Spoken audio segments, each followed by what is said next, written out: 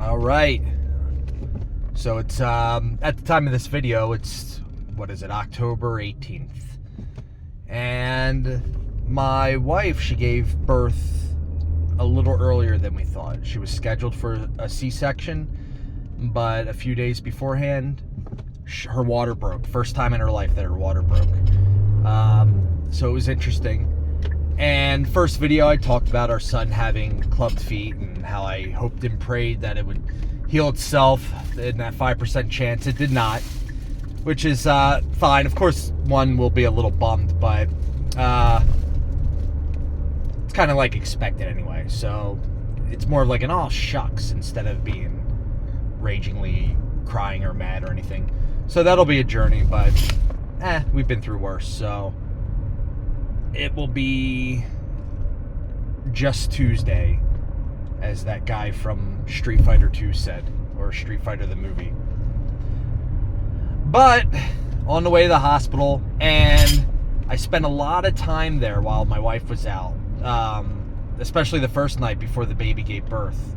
We're just waiting all throughout the night, no sleep, doctors in and out doing tests, stuff like that.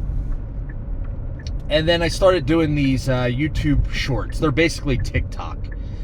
And anyone who knows me, they'll know that I've been very down on TikTok videos. Whenever I see someone with a very short attention span, I call it TikTok brain. And I've been very dismissive of them. And rightfully so, but I started flipping through these. They're very addictive, and they make the time go quick. So me and my wife are even doing some together while we're waiting for her to give birth. And there are police. Police ad.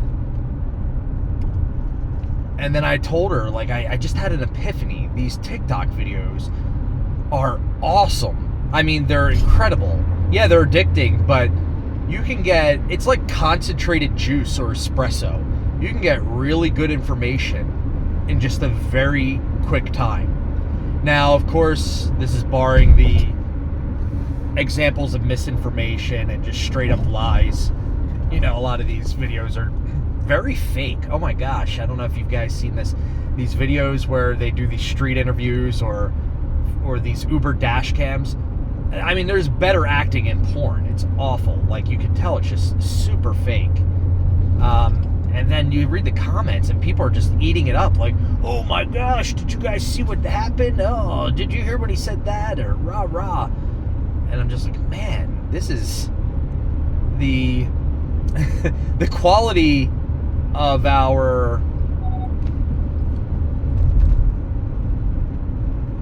hold on. It's one bad thing while you're driving. The quality of our propaganda has just gone way down. But I want to say all the bad things just for those who don't know me. I really am against these TikToks in general. They're awful. But, man, when I got it concentrated, because it's an algorithm, it's all about the algorithm. It just learns you. And then it spits out the stuff you like. And I'm guessing they're doing by watch time, how many times it repeats, and how quick you flip it away. And they learn it, and then they're like, all right, here's some slop that you like more. And then you're saying, wow, that is good slop. I love it.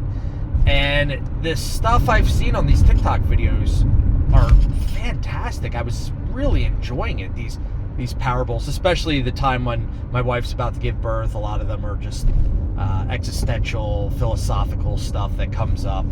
And they're just fantastic. I started saving the links and putting them in my Google Keep list. They were that good. Because I don't know. I don't even know how to save these YouTube shorts, or if you can. But it got me thinking that it's just about the algorithm, and it learns you, and it's this weird symbiotic relationship where the beast feeds us, but we're also feeding the beast. When they get our algorithm, they get our identity data, they're able to make guesses on us, and it's just this weird thing, just like ChatGPT, where you have to use it to get ahead, but they need you to use it in order for them to get ahead. It's the same with these TikTok videos, these YouTube shorts, these Facebook reels. Good concentrated information, supplied by you or people like you and supplied for you. It really reminds me of The Matrix. I think it was part 2 where the old man in Zion, he was just talking about the irony of them going to war with machines but needing the machines to do it. And with the TikTok videos and the ChatGPT, and even beyond that, the internet, if you want to go even broader, cryptocurrency, it's like the chains they use to enslave us are the same things that we're going to fashion into little prison shivs that are going to free us.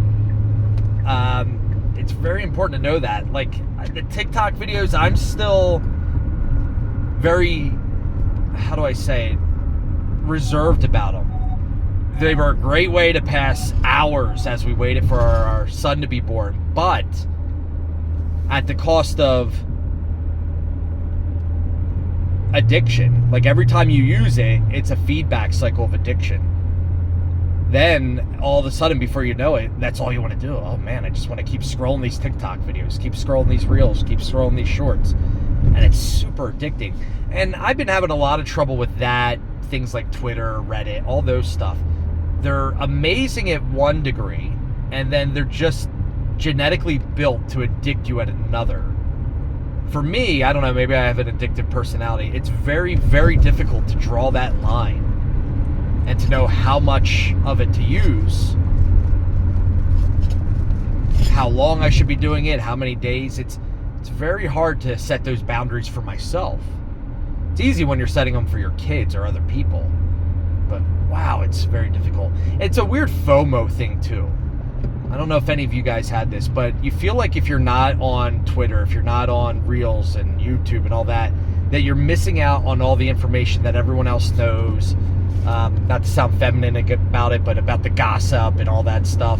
It's like they really got you by the gonads on that one.